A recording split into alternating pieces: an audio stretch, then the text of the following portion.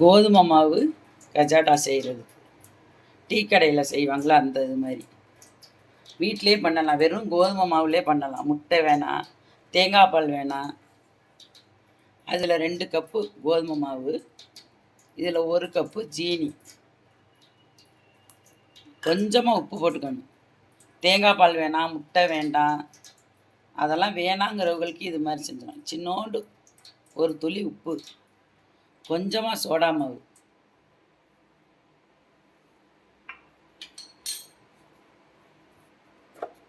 Spoon பச்சரிசி மாவு, 1 spoon போதும். சட்டுன்னு செய்ய பிள்ளைங்களுக்கு நிமிஷம் ஊறினா போதும்.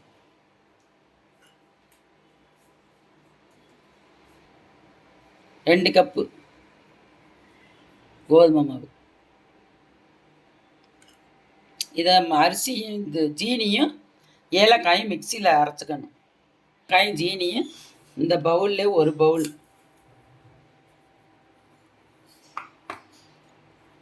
இந்த அளவு போதும் ஜீனி.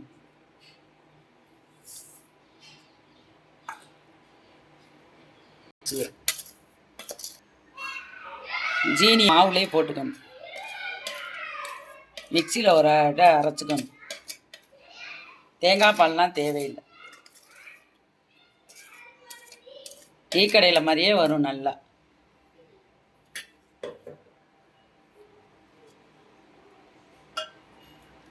தேங்காய் பால் எல்லாம் வேணாம், வெறும் தண்ணியை ஊற்றி அடிச்சுக்கலாம்.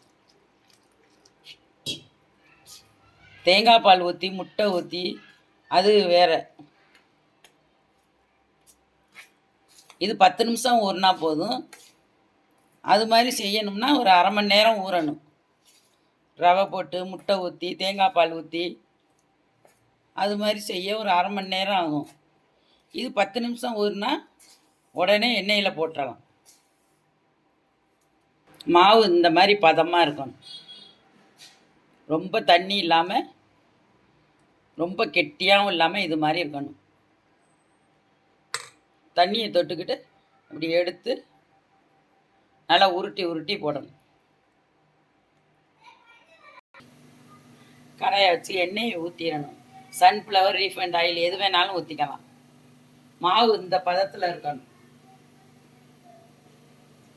தண்ணியை லேசாக தொட்டுக்கிட்டு, நம்மளுக்கு பெருசாக வேணுனாலும் பெரிய உருண்டையாக போட்டுக்கணும்.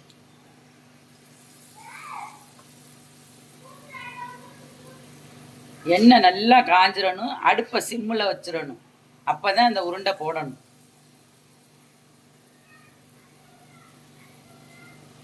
சிம்மில் வச்சு தான் போடணும். இதை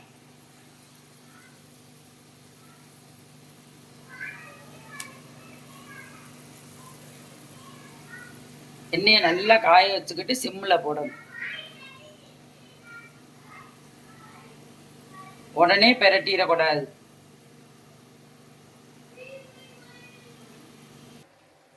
டீ கடை கஜாடா இது மாதிரி தான் வெடிக்கும். வெறும் கோதுமை மாவு தான். இந்த மாதிரி நிறம் வரையில் எடுத்துடணும். ரொம்ப டேஸ்ட்டாக இருக்கும். விருந்தாடி யார் வந்தாலும் சட்டுன்னு பண்ணிடலாம்.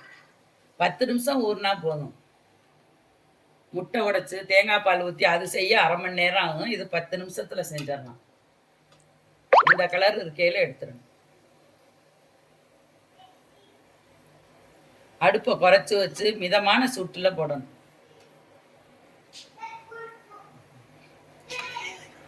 இந்த வீடியோ உங்களுக்கு பிடிச்சிருந்தா லைக் பண்ணுங்க, சப்ஸ்கிரைப் பண்ணுங்க.